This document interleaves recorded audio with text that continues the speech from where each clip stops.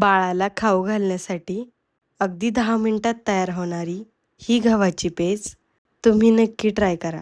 सर्वप्रथम आपण गहू भाजून घेऊयात. गहू भाजताना गॅसची फ्लेम ही मंद ठेवणार आहोत. मंद आचेवरती गहू खरपूस होईपर्यंत त्याला आपण छान भाजून घेणार आहोत. आता एका भांड्यामध्ये काढून घेणार आहोत आणि त्याला थंड होऊ देणार आहोत. आता एका मिक्सरच्या भांड्यामध्ये भाजलेलं गहू, बदाम, काजू हे तिन्ही बारीक करून घेणार आहोत.